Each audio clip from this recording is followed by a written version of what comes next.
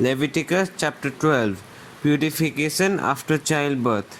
The Lord said to Moses, "Say to the Israelites, a woman who becomes pregnant and gives birth to a son will be ceremonially unclean for 7 days, just as she is unclean during her monthly period. On the 8th day, the boy is to be circumcised. Then the woman must wait 33 days to be purified from her bleeding. She must not touch anything sacred or go to the sanctuary until the days of her purification are over. If she gives birth to a daughter, for 2 weeks the woman will be unclean, as during her period. Then she must wait 66 days to be purified from her bleeding. When the days of her purification for a son or daughter are over, she is to bring to the priest at the entrance to the tent of meeting a year-old lamb for a burnt offering and a young pigeon or a dove for a sin offering. He shall offer them before the Lord to make atonement for her, and then she will be ceremonially clean from her flow of blood. These are the regulations for the woman who gives birth to a boy or a girl.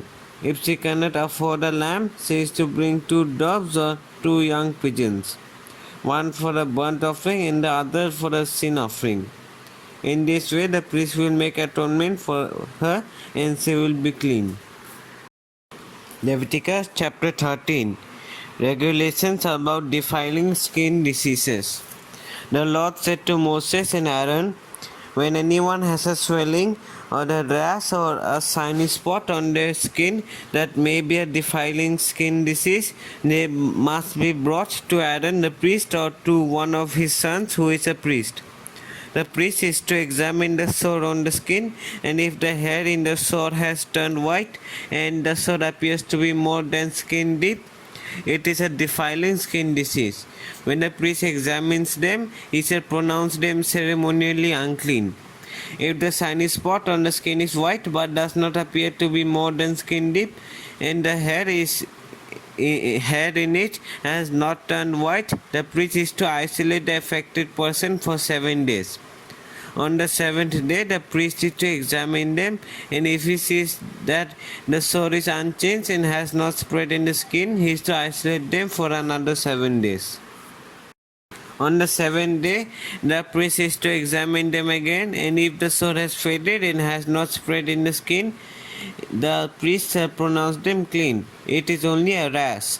They must wash their clothes and they will be clean. But if the rash does spread in the skin after they have shown themselves to the priest to be pronounced clean, they must appear before the priest again.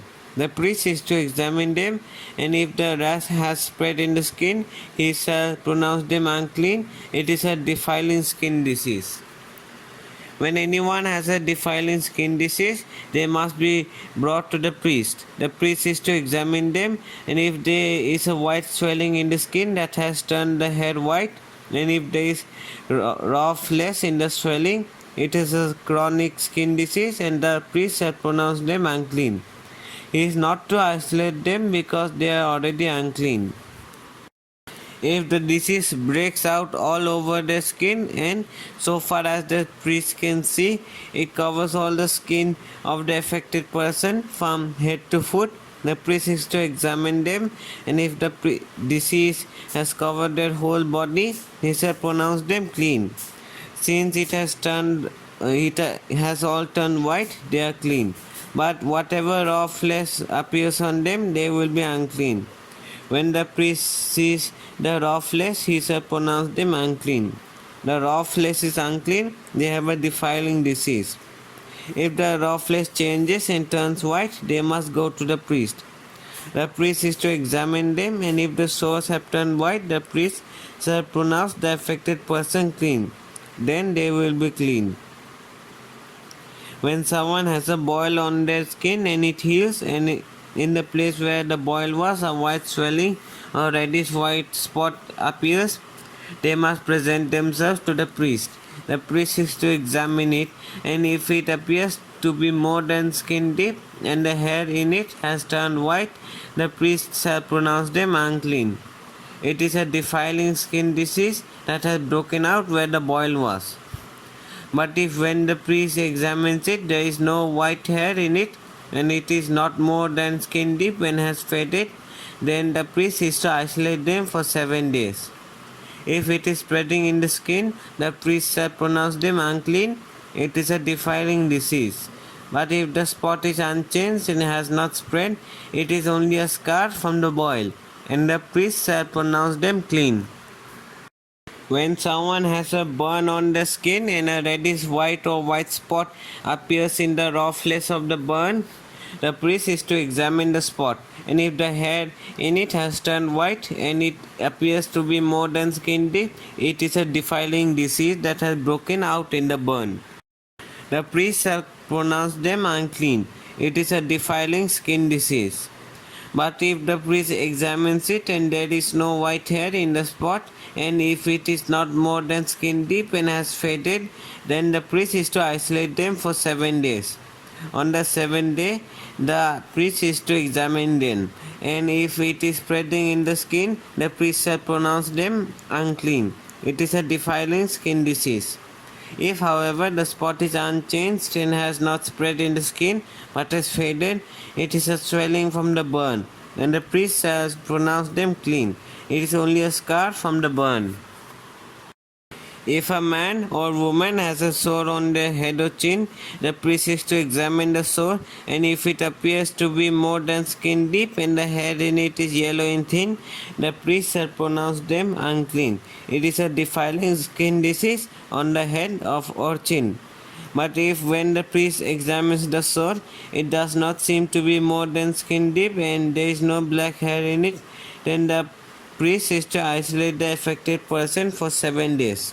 On the seventh day, the priest is to examine the sore, and if it has not spread and there is no yellow hair in it, and it does not appear to be more than skin deep, then the man or woman must shave themselves except for the affected area, and the priest is to keep them isolated another 7 days. On the 7th day, the priest is to examine the sore, and if it has not spread in the skin and appears to be no more than skin deep, the priest shall announce the man or woman clean. They must wash their clothes and they will be clean. But if the sore does not spread in the skin after they are pronounced clean, the priest is to examine them, and if he finds that the sore has spread in the skin, he does not need to look for yellow hair, that they are unclean. If, however, the sore is unchanged so far as the priest can see, and if black hair has grown in it, the affected person is healed. They are clean, and the priest shall pronounce them clean. When a man or woman has white spots on the skin, the priest is to examine them, and if the spots are dull white, it is a harmless rash that has broken out on the skin. They are clean. A man who has lost his hair and is bald is clean. If he has lost his hair from the front of his scalp and has a bald forehead, he is clean. But if he has a reddish white sore on his bald head or forehead, it is a defiling disease breaking out on his head or forehead. A priest is to examine him, and if the swollen sore on his head or forehead is reddish white like a defiling skin disease, the man is diseased and is unclean. The priest shall pronounce him unclean because of the sore on his head. Anyone with such a defiling disease must wear torn clothes. Let their hair be unkempt, cover the lower part of their face, and cry out, unclean, unclean. As long as they have the disease, they remain unclean. They must live alone. They must live outside the camp. Regulations about defiling molds. As for any fabric that is spoiled with a defiling mold, any woolen or linen clothing, any woven or knitted material of linen or wool, any leather or anything made of leather, if the affected area in the fabric, the leather, the woven or knitted material, or any leather article is greenish or reddish, it is a defiling mold and must be shown to the priest. The priest is to examine the affected area and isolate the article for 7 days.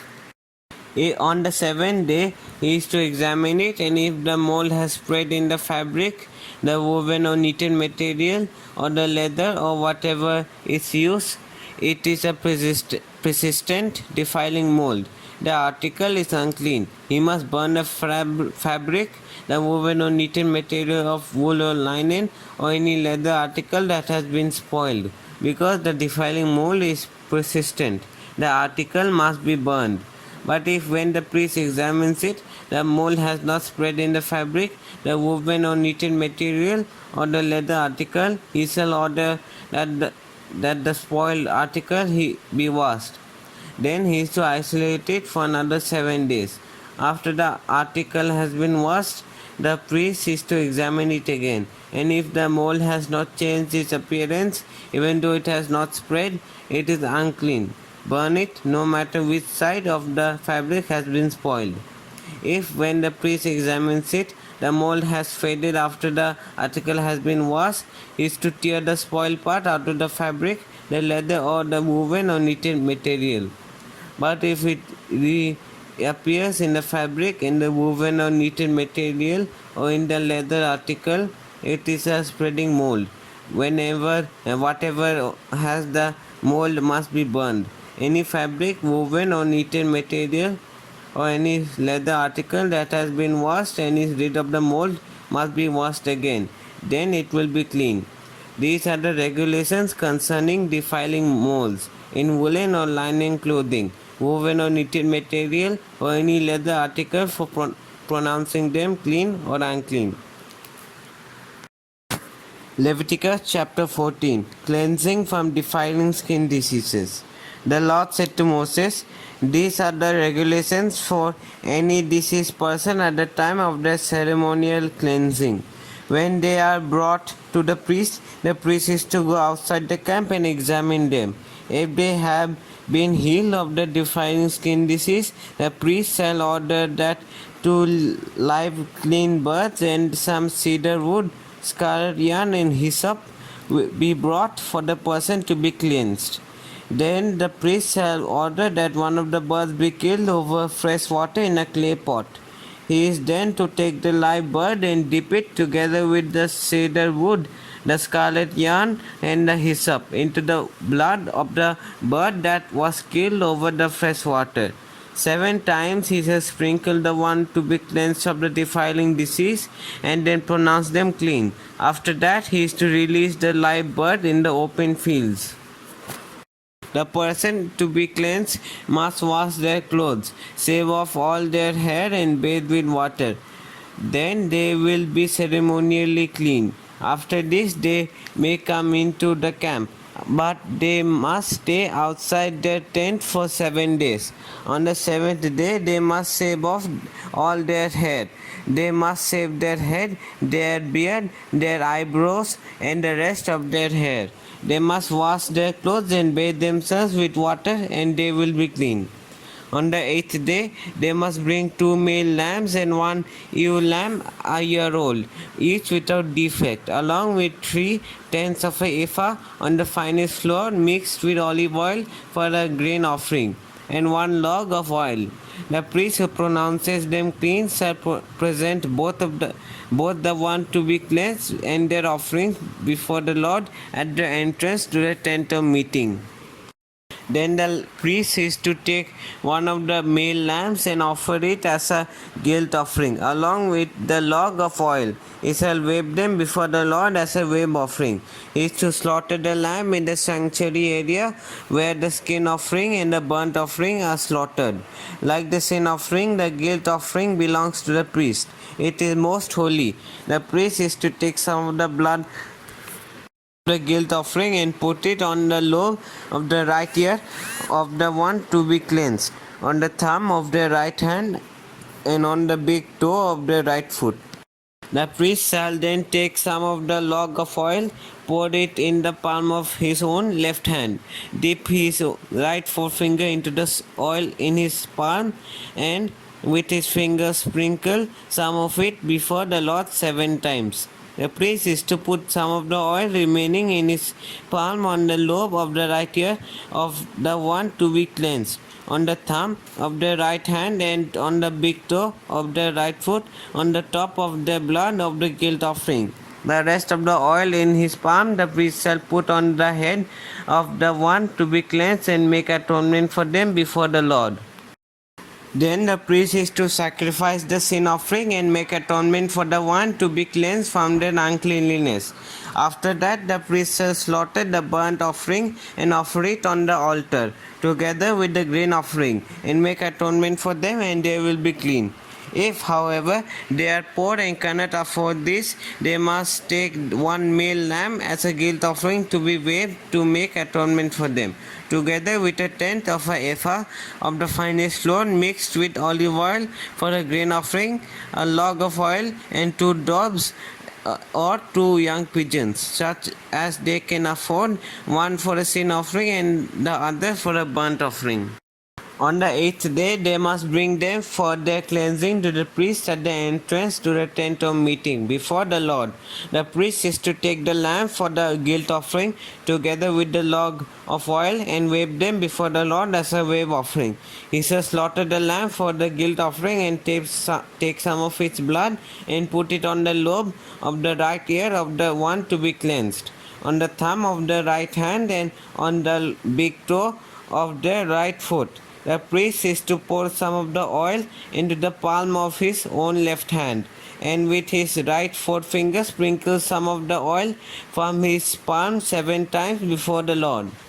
Some of the oil in his palm he is to put on the same places he put the blood of the guilt offering, on the lobe of the right ear of the one to be cleansed, on the thumb of the right hand and on the big toe of the right foot.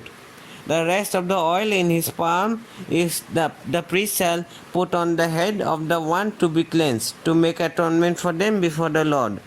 Then he shall sacrifice the doves or the young pigeons, such as the person can afford, one as a sin offering and the other as a burnt offering, together with the grain offering. In this way the priest shall make atonement before the Lord on behalf of the one to be cleansed. These are the regulations for anyone who has a defiling skin disease and who cannot afford the regular offerings for cleansing. Cleansing from defiling moles. The Lord said to Moses and Aaron, "When you enter the land of Canaan, which I am giving you as your possession, and I put a spreading mold in a house in that land, the owner of the house must go and tell the priest, 'I have seen something that looks like a defiling mold in my house.' The priest is to order the house to be emptied before he goes in to examine the mold, so that nothing in the house will be pronounced unclean. After this, the priest is to go in and inspect the house. He is to examine the mold on the walls, and if it has greenish or reddish depressions that appear to be deeper than the surface of the wall, the priest shall go out of the doorway of the house and close it up for 7 days. On the 7th day, the priest shall return to inspect the house.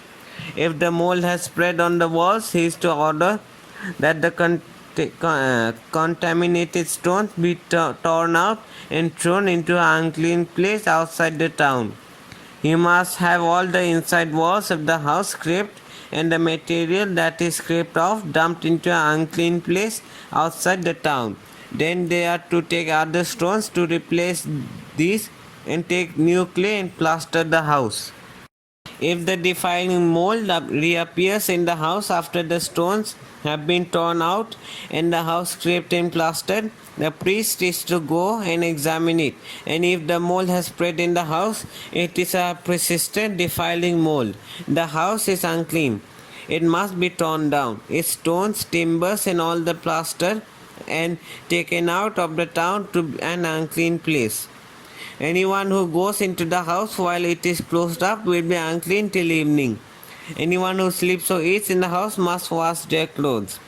But if the priest comes to examine it and the mold has not spread after the house has been plastered, he shall pronounce the house clean, because the defiling mold is gone. To purify the house, he is to take 2 birds and some cedar wood, scarlet yarn, and hyssop. He shall kill one of the birds over fresh water in a clay pot. Then he is to take the cedar wood, the hyssop, the scarlet yarn, in the live bird, dip them into the blood of the dead bird and the fresh water, and sprinkle the house 7 times. He shall purify the house with the bird's blood, the fresh water, the live bird, the cedar wood, the hyssop, and the scarlet yarn. Then he is to release the live bird in the open fields outside the town. In this way he will make atonement for the house, and it will be clean. These are the regulations for any defiling skin disease, for a sore, for a defiling moles in fabric or in a house, and for a swelling or a rash or a shining spot, to determine when something is clean or unclean. These are the regulations for defiling skin diseases and defiling moles.